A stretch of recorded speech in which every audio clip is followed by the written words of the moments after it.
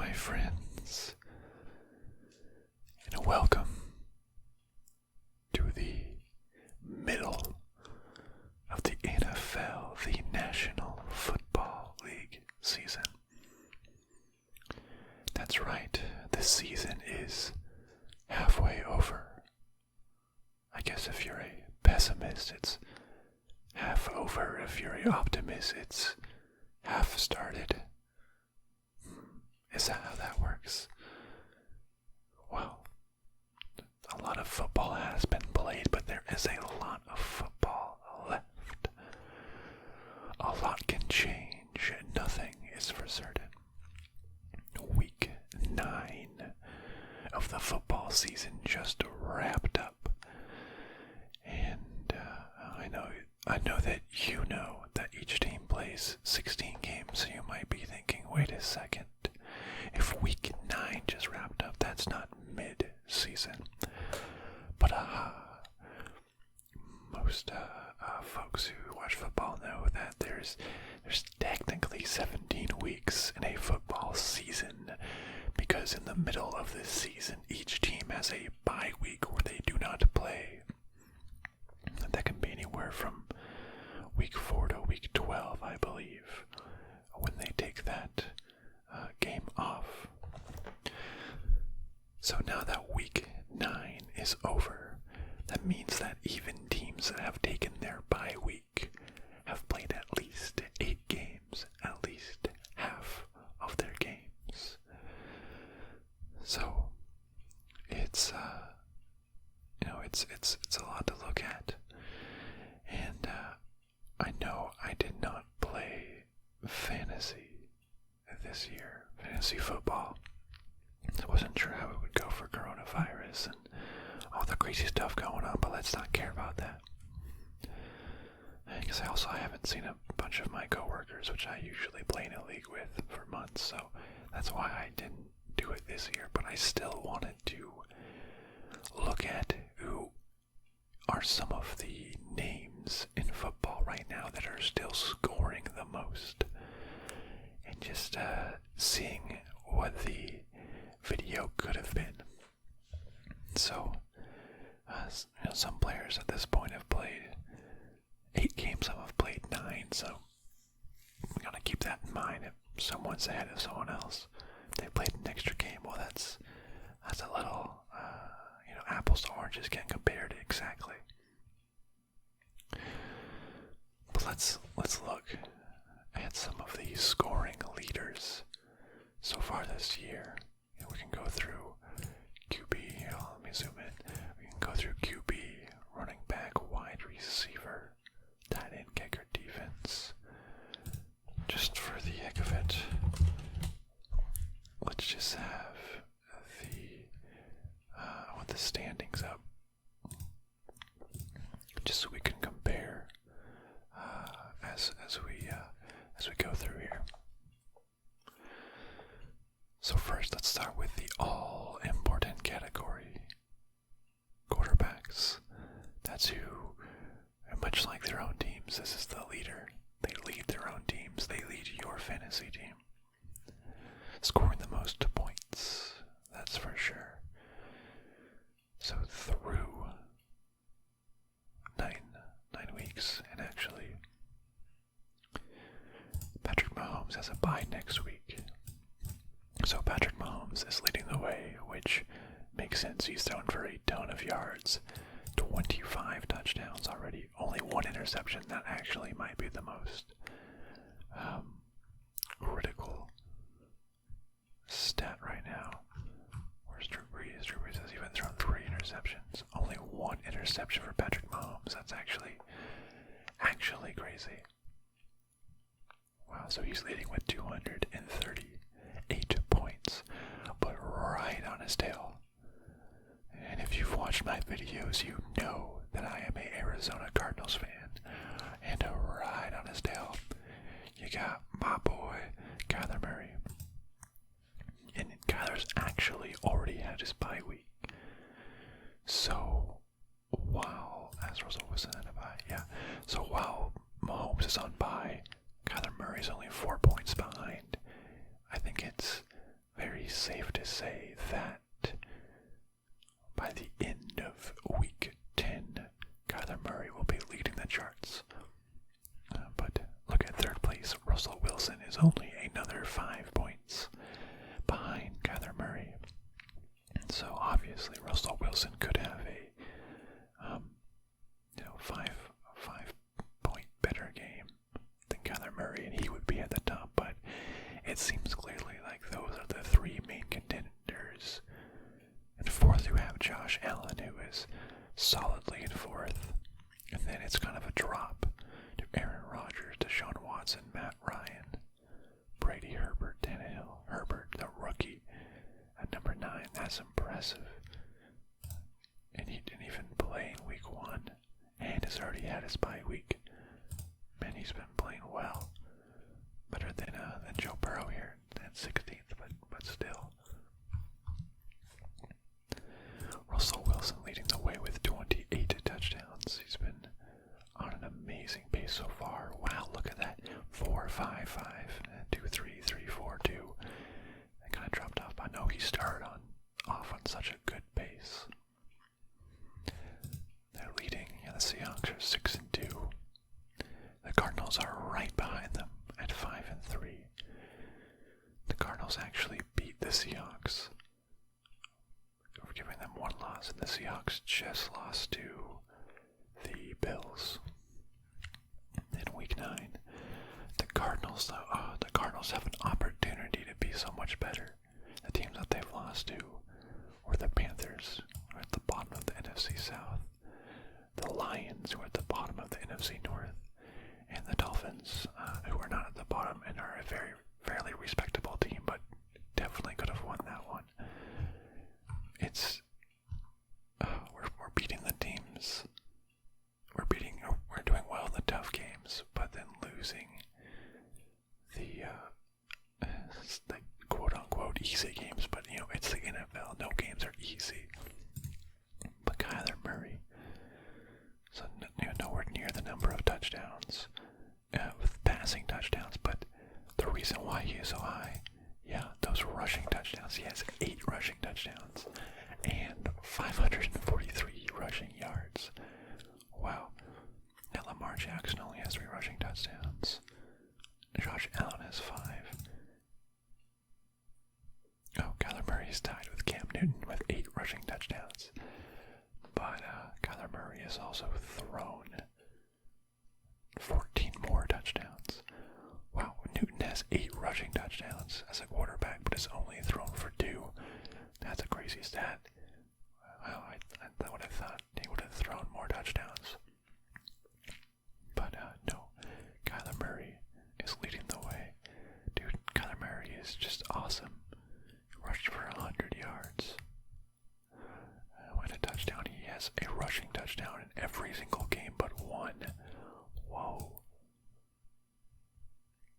That's actually insane. Wow.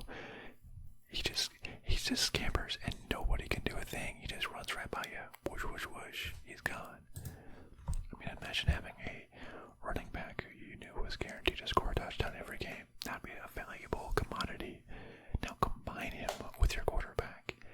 Kyler Murray is beast. But Russell Wilson is the one getting all the MVP talk.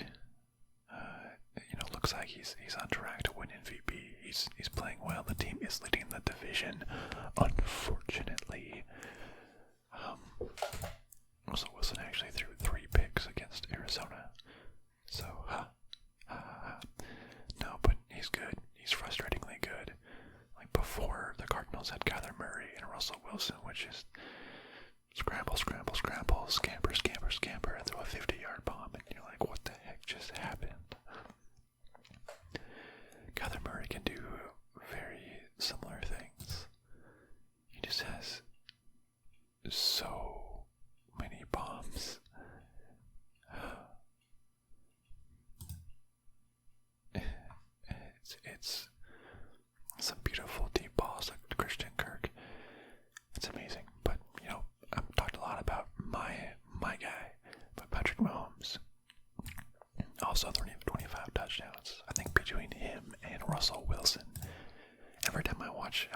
It's just like, oh, we casually threw for another 3 to 5 touchdowns this game. No big deal, no big deal, even on the down games. He's still playing really well. Josh Allen, very surprising. Turns out when the Cardinals drafted Josh Rosen, 3 years ago? I remember the Bills drafted first. At the time, I think, Josh Allen and Josh Rosen were left.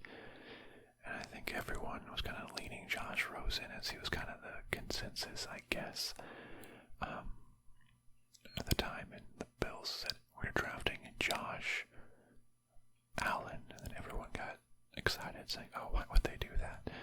But clearly, Josh Allen is a good quarterback. No doubt about it. He's rushing well. I think he fumbles a little too much. Yeah. Not bad on the interceptions. I mean, less than Kyler Murray, less interceptions than Russell Wilson. So, 5 touchdowns. He's doing great. The big drop to Aaron Rodgers, who's the next one. I guess Aaron Rodgers has just been, one really bad game that kind of put him far behind against Tampa Bay. Yeah. Deshaun Watson, even without Duke, without Hopkins, is still playing pretty well up there. Matt Ryan, I guess when you're always behind in the game and your defense is terrible, it's always shootouts, right? So just turn it into a shootout. Tom Brady, I heard, had a pitiful week 9, yeah, and their 38-3 loss to New Orleans, 200 yards, 3 interceptions, 2.3 points. Wow, he's either kind of has some high games and some low games, some really high games, 32, 36, a couple just average games, to get by. But that's crazy. Justin Herbert being this high is super surprising. Good for him being the rookie. I had Lamar Jackson last year, and you all know that he turned out to be by far the highest scoring quarterback, and that's what won me the league basically by drafting Lamar Jackson in the last round. 36-6, 1,200 rushing yards, 7 rushing touchdowns. I mean, last year, the highest person only had 9 rushing touchdowns, and Kyler Murray's already had 8, so that's awesome. But, 36 touchdowns. Lamar Jackson, I've heard that, the offense hasn't been running as smoothly for the the Ravens rather, than it has last year. I'm not sure if Lamar Jackson has regressed at all, but thought it was always pretty good. Good to see Teddy Bridgewater coming back. After his injury, playing well, performing well. Just a little bit more than Drew Brees, which you would think Drew Brees would have more points than this. I guess he's had just a bunch of good but not spectacular games. My goodness, Carson Wentz already has 12 interceptions. Is that the most interceptions? Yeah. I think Kirk Cousins did. We got Carson Wentz as many touchdowns as interceptions. Does have 5 rushing touchdowns, though. I guess that's what's keeping him afloat. Who's kind of the worst right now? We got worst full-time.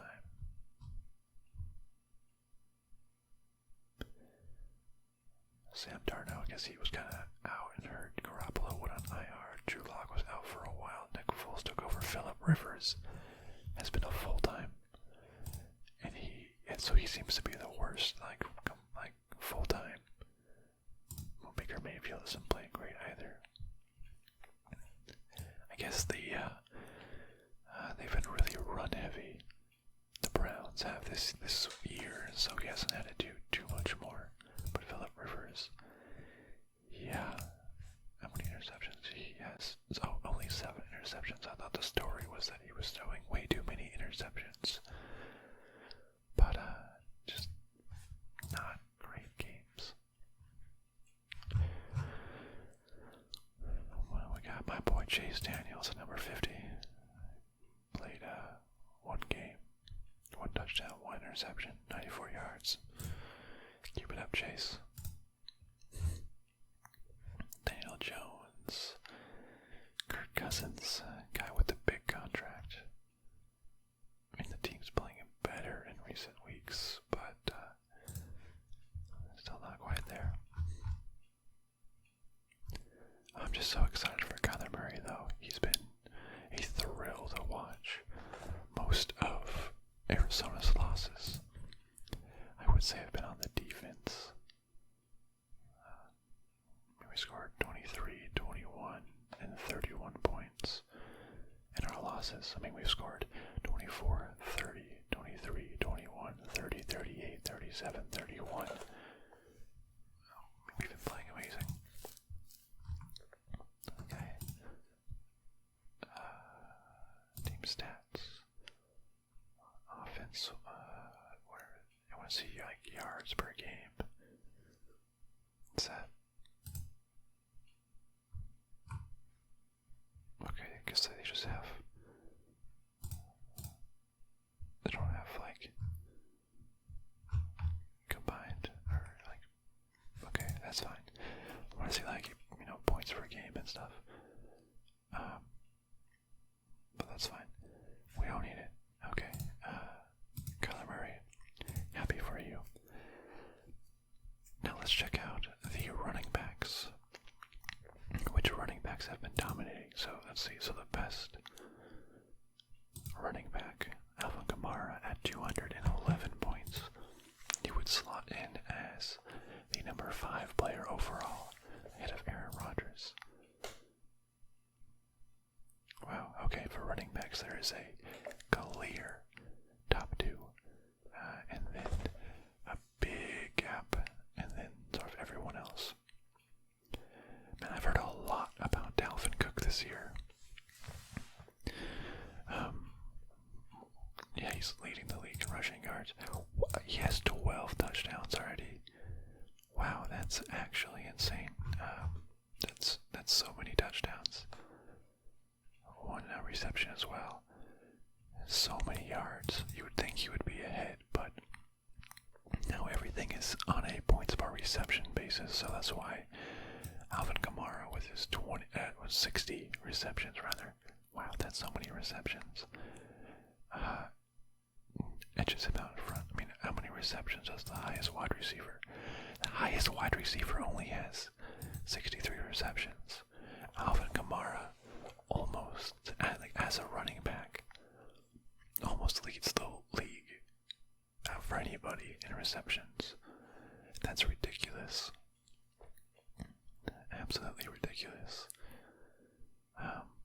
So the highest rushing yards is 858. Kyler Murray is 543.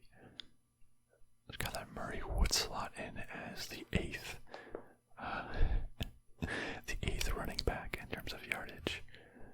That's an also very crazy stat as a quarterback. But anyway, so Kamara, yeah, with his 60 receptions, puts him up in front, but only 10 points for the Dalvin Cook. Man, you would think about that scoring 13 combined touchdowns to 8 for Kamara would put you out in the lead, but life's tough for a running back in a PPR league, apparently. Then you have a 50-point jump from 201 to 150 until you hit Derrick Henry, another beast, but mainly just a runner. 843 yards, that puts him second behind Dalvin Cook, but he only has 10 receptions and 5 total less touchdowns, which is what drops him. But that dude, I still won't forget his playoff performance last year when he was just ramming through everybody. Nobody can stop Derrick Henry. And what's really surprising is right behind Derrick Henry, and I mean right behind with less less than a point difference, is James Robinson, the running back for Jacksonville. If I recall, this dude was a undrafted rookie. This guy's an undrafted rookie, and he's the fourth, almost third, slotting in right between Derrick Henry and Ezekiel Elliott, above Todd Gurley, Aaron Jones, Josh Jacobs. What? This dude's been carrying Jacksonville. Even if Jacksonville has a 1-8 record, he's carrying them to that 1-8 record. Not as many touchdowns, but I mean, Jacksonville isn't a good team at all this year. So he also has 27 receptions, which I think helps. But for being on a bad team, he may be the best player. Again, an undrafted rookie. That's just so ridiculous to think about how well he was doing. It's amazing that he's getting a shot like that. Fifth, you got Zeke, who, oh yeah, he started off really well. Of course, the Cardinals caused him to fumble twice. But as soon as Dak Prescott got injured, you see his points just severely decline. Unfortunately, yeah, I think Arizona was the first game, and that's when Andy Dalton was put in charge. He got 12 points, and then Andy Dalton played a little bit more, I believe, got hurt, and they've kind of just been rolling some backups ever since. Went from averaging like over 20 points a game to then 12, 6, 8, 9. Yeah, because they're falling behind early and they're falling behind often. So it doesn't leave a lot of potential for the run game, so I'm going to expect Zeke to just slowly sort of go down the charts. They got Todd Gurley, who, really good for Todd Gurley. Coming back from, was he on the Falcons last year? I don't remember where he was last year. Was he still on the Rams? After the knee surgery, everyone thought he was losing a step. Went back to the Atlanta, and he seems to be doing a really good job. Mostly bolstered by the 9 touchdowns. I know he made the mistake that actually cost the team the game against Detroit by scoring a touchdown. But I don't think fantasy fans are going to be angry about that. Mike Davis at 7, filling in for Christian McCaffrey. For a couple games, has played really solid. Then you have some stalwarts like Aaron Jones, Clyde Edwards-Helaire, the rookie, coming in pretty good in the number 9 slot. I think they just added Le'Veon Bell. He has 2 really good rushing games, and then not too many rushes in between. Like against the Jets, they won by so much. He only rushed for 21 yards. 10 reception yards, only 14 yards rushing against Carolina. What happened? Are they giving more reps to Le'Veon Bell? It's Darrell Williams. Darrell Williams has done a little bit. Where's Le'Veon Bell? Le'Veon Bell, he's kind of been the workhorse in a couple. Oh wait, that was against the Jets, wasn't it? No, Raiders at Chiefs. Oh wait, everything's kind of off now. Since he was traded mid-season. But, not as great. There's Christian McCaffrey at 26. First 2. Oh my goodness, if he didn't miss weeks 3 through 8, he would be a rock star in the 3 games that he's played. 28, 25, 37. I mean, he is so good. If he would have been there the whole season, he would have been easily the number 1 running back in the league. Easily. Who else do we have near the top that is fun to point out? Josh Jacobs doing pretty well. Kareem Hunt is doing well.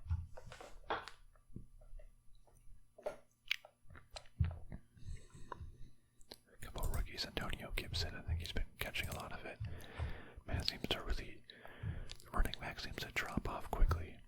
You have like your, tier 1, tier 2, and then it just kind of slowly drops down from there. You don't get a bunch of, great people on your teams, even Chase Edmonds. He has some really good games, but Kenyon Drake, our lead running back, was actually hurt, so he had to fill in, and it's just not the same. It's Chase Edmonds really excels as like that number 2 running back situation. All right, how are them wide receivers doing? The number 1 slot, yeah, Tyreek Hill. That's fair. If you have Patrick Mahomes as your number 1 quarterback in fantasy, he's got to be thrown to someone. And that's why Tyreek Hill is at the top of the charts. Looks like, 170, looks like this year, it's almost, if you don't have like a top, 5 running back, it's almost better to have more of these wide receivers. There's a lot of wide receivers scoring points. 44 receptions, but 9 touchdowns. That just barely puts him over the top. And 1 rushing touchdown. Over Devontae Adams, who has 53 receptions, but slightly less touchdowns. Hopkins, who started off the year really good, has slowed down a little bit in recent weeks. Just has a couple of, he has really good weeks, and then just a couple of not so good weeks. 41-73. Didn't do well against Miami. 3 targets for 30 yards. That's not great, considering I think in week 1 he had like 14 catches for 151 yards. But the Dolphins defense is really good, so can't fault them there, but that just dropped DeAndre Hopkins behind a little bit. Crazy that both DK Metcalf and Tyler Lockett are both in the top 5. But okay, looking at Tyler Lockett, his score is really bolstered by 2 huge games. Against Dallas, he had a 100-yard, 3-touchdown game, and against the Cardinals, Arizona, he had a 200-yard, 3-touchdown game for 53 points. That one game got him about a third of his total points. Yeah, another underwhelming effort. Yeah, it says it's, okay, so Tyler Lockett, if you played him that 1 week, you easily won. But right now, by keeping him in your lineup, you're probably just like chasing those points that may not pop up again. Because a new Cowboy has been in town. That's DK Metcalf. Man, this dude's a freak. 19, 19, 19, 14, 27, 1, 4, 40, 23. That dude's amazing.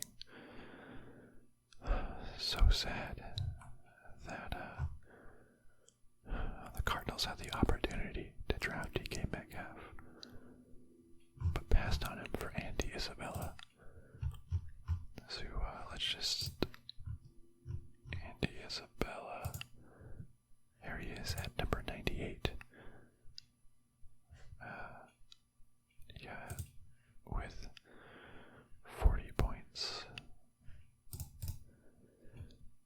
He scored all of his touchdowns in 2 games. There's multiple games where he doesn't have a single catch. Hasn't broken 70 yards. Number 98. We had the opportunity to draft DK Metcalf, but we passed. Why? Why did we pass? This dude is amazing. He's such a beast. He's so. Did you see the video of against the Cardinals when Buda Baker got an interception and was running for a pick 6? But DK Metcalf actually chased him down. This like 6'4" dude just chased him down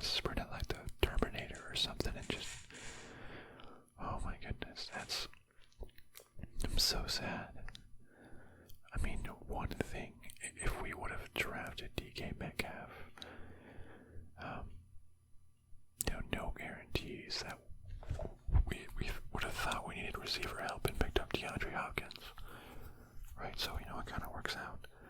But still.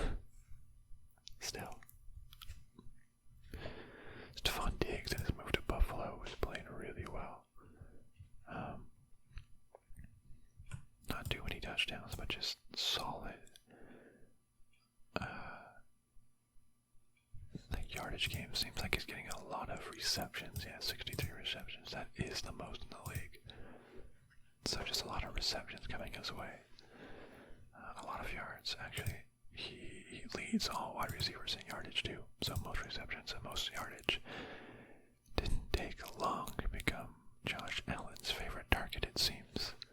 His unhappiness in Minnesota and him getting out of there was clearly rewarded. Now that he's on the team that's currently leading the AFC East. Now, I've always liked Ken Allen, liked having him on my teams, would try to pick him up when I can. Playing very solid. One bad game to start, but 16, 30, 14, 10, 22, 21, 23. I mean, that's really good. You'd probably rather have that than Tyler Lockett's one good game. And Stephon's a little bit more consistent. Devontae Adams. Oh wow, Devontae Adams missed 2 weeks. I forgot about that.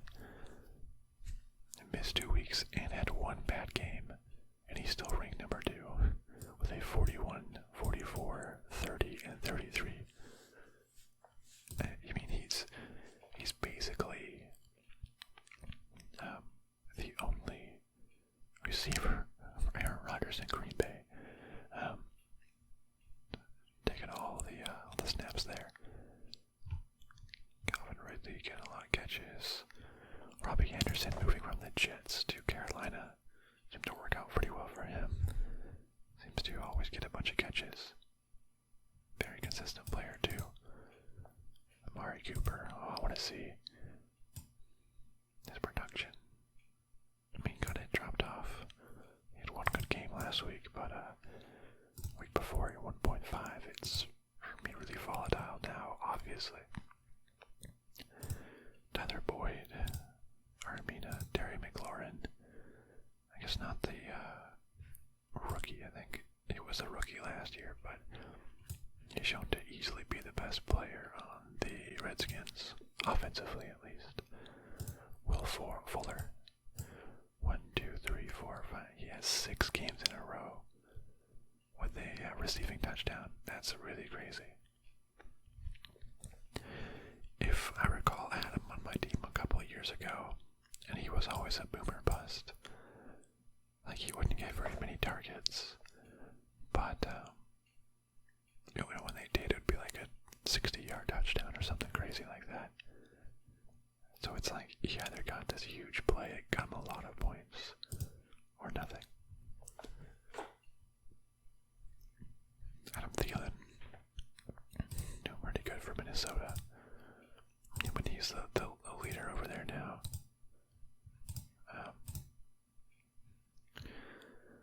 Some good games. Looks like he had a couple really good games that bolstered his score.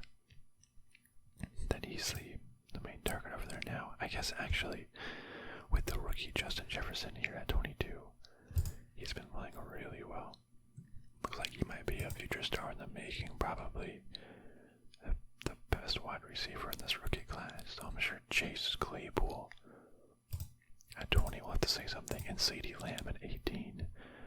Maybe I spoke too soon. I mean, CeeDee Lamb's playing pretty well for not having very good of a quarterback after Dak Prescott left. Robert Woods was always Mr. Reliable. Mike Evans, 19, that's lower than you would think. His yardage is a lot less. I wonder why is that. I guess Tampa Bay, Tom Brady, well, because before it was Jameis Winston, he would just go for the long ball all the time and Mike Evans would get it, but I think Tom Brady does more like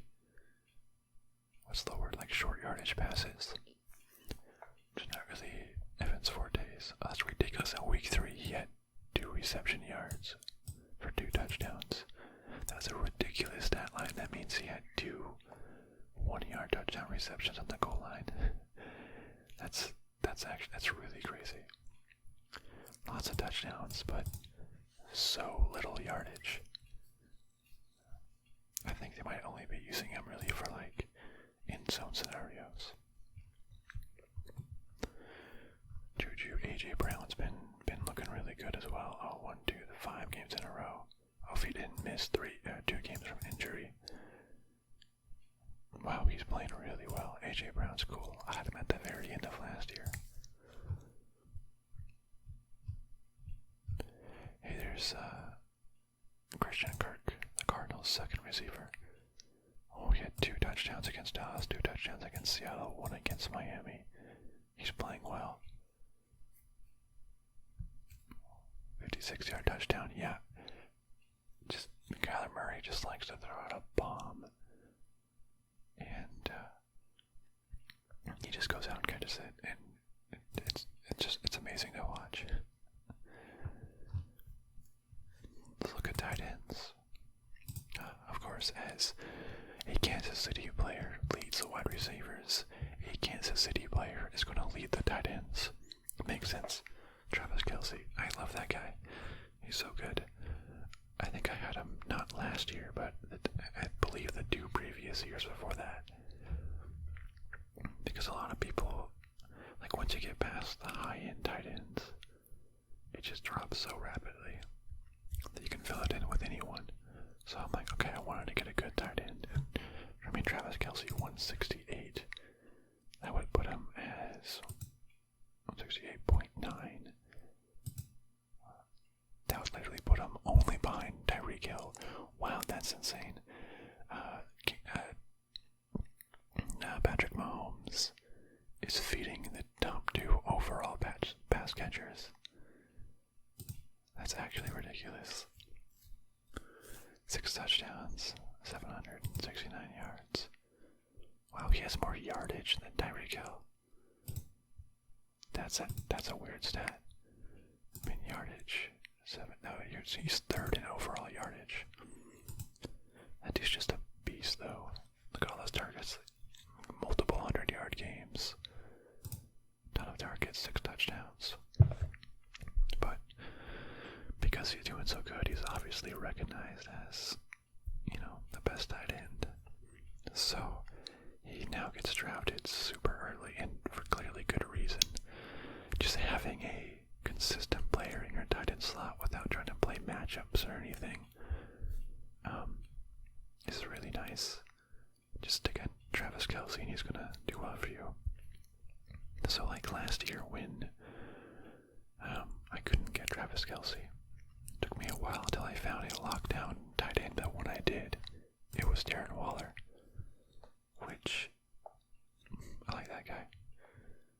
He has a really cool story about how he was like on drug addictions and kicked out of I believe he was on the Ravens like practice squad or something, and got kicked out and turned his life around, and is now a major tight end on the Raiders. Really cool story. It feels nice that what he's doing, so really happy for him. He's playing pretty well. Not a lot of yardage. I thought last season he got a lot more yardage than that. Getting some touchdown, but I mean he is the number 2, but a solid 57 points behind Travis Kelce. But I mean everybody is.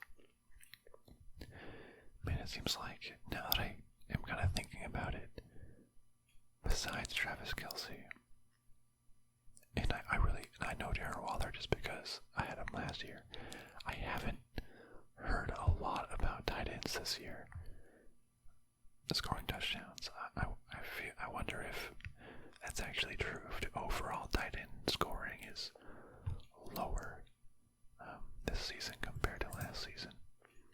Am I able to see that? 2019, week 9. Oh no, I can't see cumulative up to week 9. Okay, that's fine.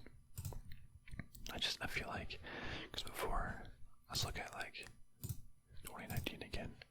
Overall, Travis Kelce, George Kittle. Obviously, Kittle was big. But it has hurt this year. Darren Waller Zach Ertz. You heard Mark Andrews get a ton of passes, 10 touchdowns from Lamar Jackson. But I mean, DJ Hawkinson for the Lions isn't third. Pretty good. George Kittle unfortunately got hurt, but I mean, when he was in, he's good. 9 points, 40, 8, 23, 10, 5. And then, got hurt. So we don't know when he's going to come back. But after him, did you think that Hayden Hurst would be 5th ranked? I mean, he's actually been really consistent. That's good to see. And Jimmy Graham, Jonnu Smith, Mark Andrews is down there at 8. Robert Tonyan. I feel like often the times with tight ends, they have like one big game or like a couple of big games. As I say that, they can also just kind of be pretty standard, not mediocre, but just compared to wide receivers, kind of just throughout the season. Rob Gronkowski. He's actually been playing pretty decent. Coming back, reuniting with Tom Brady. That must be fun. But I mean, besides that, I haven't not heard a lot about tight ends this year. Johnny Smith. Maybe I'm not paying as much attention because I'm not like combing through the tight end ranks every week because I have a fancy team of my own. But I don't know. I mean, the Cardinals, because the Cardinals aren't using tight end, the best Cardinals tight end is at number 45 with Dan Arnold. The first Cardinals tight end is at 45, which means there's like 15 players, at least backups that like other teams' secondary players who have more than the Cardinals' highest player. Darryl Daniels, yeah. Cardinals don't have a lot going on for them in the tight end department. They really don't use tight ends very much. Let's look at kickers. Yeah. Young Waku. Dude, that dude is awesome. Young Waku is just so cool. He's very consistent. He just looks like a boss. He's the onside kick king. He's really good at again that. I think I had Young Waku on my team last year for some period of time. I'm kind of forgetting now, but I mean he's just great. He has a lot of 40 to 49. He has a lot of field goals because the Falcons are good enough on offense to get into range, but not good enough to score, which is exactly what a kicker wants. You're getting those field goals instead of those point afters. You can see he has a lot less point afters, but a lot more field goals. So he's doing great, really good. Daniel Carlson, the kicker for the Raiders, is number 2. I guess tied with Jason Sanders from Miami, but those are two teams that you really wouldn't think would be so high up there. Wow, Justin Tucker is at 11th. Justin Tucker, wow. He's not kicking so many field goals. 1-1. I mean, this is... Usually when you think of who's a good kicker, you think of Justin Tucker as sort of leading the game there. In 75, I guess technically he's only 5 points off of number 2, while the kickers, besides Young Waku, are actually really grouped up. There's only 10-point difference from 2 to 13. So I guess I shouldn't be saying this too much. Yeah, they're really close together. The rookie Rodrigo Blankenship from Georgia, I believe. Suckup is now on the Tampa Bay. Didn't realize that. Interesting. Joey Sly, Carolina. Tyler Bass. I had never even really heard of Tyler Bass on Buffalo. Sure. Graham Cano, the Giants. Surprised the Giants are getting that many scoring opportunities. Seems like one kind of big game bolstered most of his. Randy Bullock is pretty consistent. Not bad. So let's look at defense. Who's with the best defense, and that would be the Ravens so far. 3 touchdowns for a score. And 1 return touchdown. That's kind of been the story. I mean, their team's playing pretty well. They're like 6-2, I believe. Lost to Kansas City and lost to Pittsburgh. I mean, those are 2 really good teams. Pittsburgh is, 8-0 or 9-0. Kansas City is, Kansas City. But if you want to win the Super Bowl, you're going to need to beat those teams. But they've been playing really well. Wow, they have a fumble recovery in every single game. Wow, that's ridiculous. They've not only forced a fumble, but actually recovered a fumble in every game. Some games with huge sacks, some games only a couple games without a sack. That's actually a ridiculous stat, though. 3 touchdowns so far. The Colts, despite Phillip Rivers not playing the best, the Colts are playing good. A couple touchdowns. Ton of sacks. Wow, every game they have at least 1 sack. Only 2 games without an interception. That's also, wow, that seems crazy too.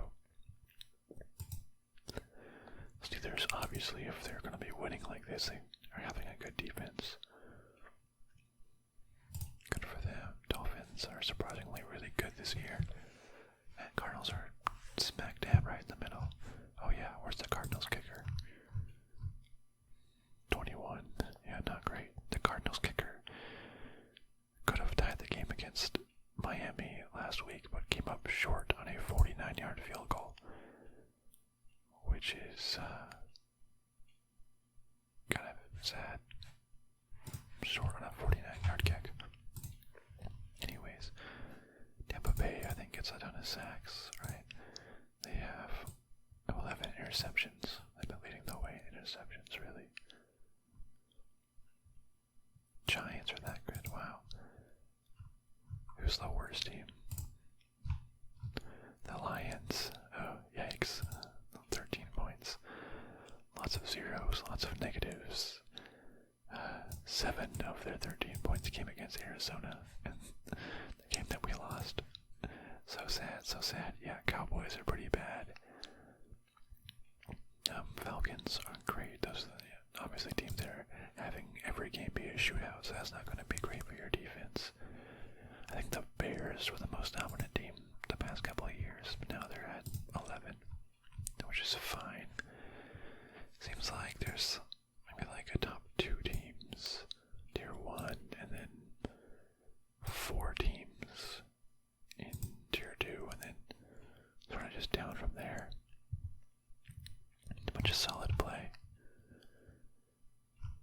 Alright, so, I mean, I just want to look at some of the standings now this year and just how things look mid-season and give my thoughts. Let's go conference division by division. NFC West, where the Cardinals play. I mean, it's one of the strongest divisions. The worst team is just barely below 500. Yeah, it's AFC North's looking pretty good too, but I mean overall you gotta give it to the West, I would think. I mean, Seattle looks great. Cardinals and Rams are both at 5-3. The Cardinals should be at 6-2 and tied to the Seahawks, maybe even have the lead because of the head-to-head, but they missed their opportunity. That was sad. 49ers have just been ravaged by injuries, absolutely decimated. And so, they can't be better than kind of what they are now. And quarterback, tight end, running back, defensive players are all out. Now that I think about it, I barely heard anything about the Rams. They're kind of just there. I guess. I mean, being 5-3 is pretty good. I mean, that's what the Cardinals are at, and they're third in the division. Well, both the wild card teams might come from the NFC West. Or I think there's 3 wild card teams this year. I don't know. I can tell you where wildcard teams aren't coming from, and that's the NFC East. Because this is by far the worst division in football. How the heck are the Eagles leading the division midway through the season at 3-4-1? This is ridiculous. What the heck? They're gonna host a home game in the playoffs. One of these teams is going to host a home game with, if it stands, a losing record. I kind of want it to stand because that would just be so ridiculous. The Cowboys lost Dak and obviously aren't great. The 2-5 football team lost to the 1-7 Giants. All this infighting is just keeping them down. Can only beat each other. 3-4-1, 2-6, 2-7, 2-7. My goodness. I hope the Eagles lose more. I hope that they just always lose. And then the winning team is like, I don't want to think about a tie right now. So the Washington football team wins with, I don't know, a 5-11 record or something dumb like that. That would be insane to watch. The NFC South, you got the Saints, Buccaneers, Falcons, and Panthers. You actually split. Saints and Buccaneers are both 6-win teams. Falcons and Panthers are both 3-6, 3-6. I thought the Panthers were doing pretty well, but they've now lost 4 in a row. The Falcons started off poorly, but they've won 2 in a row. So they kind of reversal of fortune there. I always thought the Falcons were a good team, just their defense is killing them. And the Saints and Buccaneers look close right now, but I mean, it's clear who the champion of this division, or I mean, the current king of the division is. That's the Saints. I mean, they had the 30-something to 3 beat down of the Buccaneers. Buccaneers are playing well, but they got mauled by the Saints. So, doesn't matter if Drew Brees is slowing down. Buccaneers can't beat them. In NFC North, you have the Packers, then the Bears, and the Vikings, and the Lions. Yeah, the Bears were, 5-1 at some point. You're thinking, like, how the heck is this team 5-1? You have a QB change from Mitch Trubisky to Nick Foles at 5-1, and yeah, everyone thought they were overperforming, so now they've lost 3 in a row. So, probably where they, I don't want to say deserve to be, but where it probably makes more sense, 5-4. Second place. You know, of course, Packers leading the division. What's new? Yawn. The Vikings really fell off hard. And the Lions, they've lost 2 in a row. I don't know why I thought they've gotten better in recent weeks, but I guess they started off bad, then did good, then did bad again. So, I don't know. Vikings and Lions are both not great. Going to the AFC East. This is such a lovely sight. Someone other than the Patriots atop of the NFC East. I think I said it was like first time, or if this stands, but the first time since like 2004 or something crazy like that, that a team not the Patriots won the division. That's just beautiful sight to see. I like it. I'm sorry, I want new teams to be happy and win Super Bowls, okay? Seeing Buffalo, the Bills are doing surprisingly well, really well. They just beat down the Seahawks. So thank you for that, Bills. Always appreciate that. 7-2. Looking like strong contenders to take the division. Wow, only have a net differential of 9 points though. That's crazy. Bunch of really close games apparently.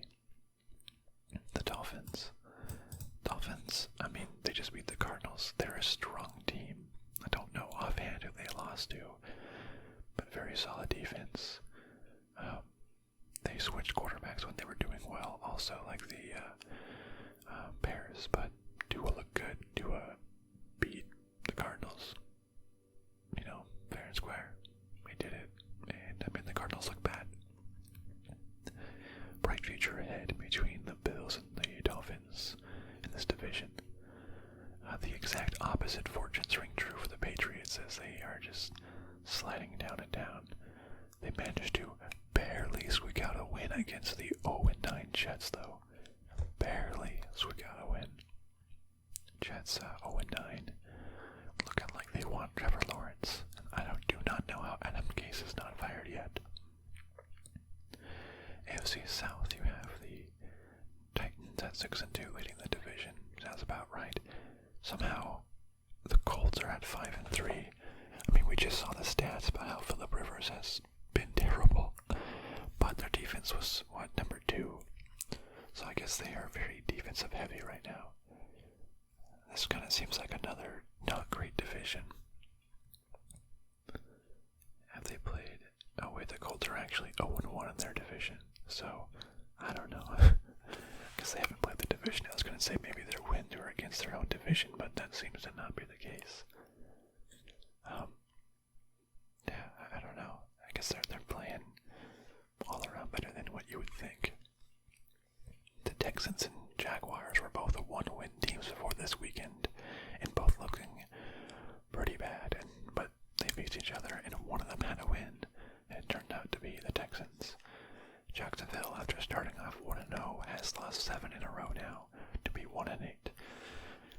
Looks like Minshew Mania has died down to a Minshew mumble.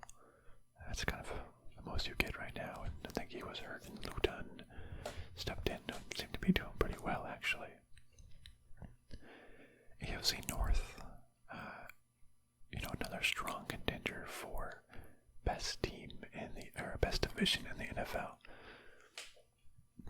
Pittsburgh Steelers at 8-0. That's amazing. I don't know why. I feel like they don't deserve the 8-0. I'm not sure, just in my mind, I haven't seen a lot. I've seen them, winning fine. But, I haven't seen too many big plays. I know there's James Conner and Juju. It doesn't seem like they have, a superstar team. So just, in my mind, it's why how's this team 8-0? But, that's not a criticism because they've done it. It just seems like they've played, averagely and won. But they beat the Browns, the Ravens, the Titans. It feels like they've played some not great teams for sure. But you have to beat who's there, and that's what they've done. I don't know why. It just doesn't feel like a team that should be 8-0, but you look at it and hey, there it is. The Ravens very solid at 6-2. We talked about them, but they've lost to the Steelers and they've lost to the Chiefs. That's if you want to win the Super Bowl, you gotta beat the teams who are better than you, and they just are not seeming to be doing that. The Browns are a surprising 5-3. They're doing pretty well, very run heavy. Baker Mayfield doesn't have the most gaudy stats. And they just get in there and play a tough, solid. My goodness, I said tough, solid, bluff, blolid, solid game. The Bengals, they got some growing pains with Joe Burrow, he's looking really good. Just the team as a whole needs to be developed around him a little bit more. So, they look, they're at the bottom with 2-5-1, and they deserve to be at the bottom, but I think they've had a lot of close games. Bright future, I hope. Finally, with the AFC West, Chiefs obviously at 8-1. Who did they lose to? The Raiders, right? Yeah.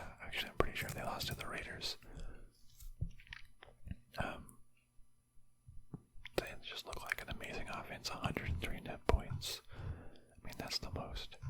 Of course, the Jets have the least, negative 147 net points. That's ridiculous, too. Raiders looked very solid. I don't know what to say, just very solid. You don't really hear too much about them. They're kind of just quietly doing their thing. Then the bottom, you have the Broncos and the Chargers. I mean, the Chargers, for having Justin Herbert, a rookie, seems to be playing really well. I think they've gotten unlucky in a lot of really close games this year. Probably deserve to have a couple more wins than that. But, you know, you got to close out those games, and they haven't been doing that. The Broncos, Drew Lock was hurt for a little bit, I believe. They've got some fun weapons with, like, Jerry Jeudy, the rookie on there. You know, these are some fun teams that, unfortunately, are in the same division as the Chiefs, who are absolutely dominant right now. So, good luck. You're not making it in this year. Well, that's the NFL. We're midway through. And that's sort of a recap. Please let me know, who your team is, or how your fantasy team is doing. What are your predictions for the rest of the year? Will the Steelers win out? Will the Jets lose out? There's so many things. We'll probably catch back up, maybe at the year's end, or right before when playoff times would be in fantasy, to see how things might have shaken out. But we can get a good sense of who the finalize who the best players in the league were. Will, by the end of the season, Kyler Murray take that throne away from Patrick Mahomes and fend off Russell Wilson? Will two Kansas City players, Tyreek Hill and Travis Kelce, lead their respective positions? We'll find out on the next fantasy football video sometime in the future.